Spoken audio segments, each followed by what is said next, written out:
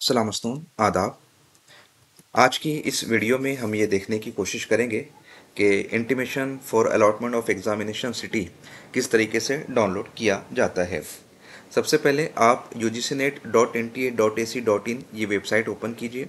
उसके बाद latest news में आप यहाँ पर देख सकते हैं UGC June 2025 click here to advance city intimation slip.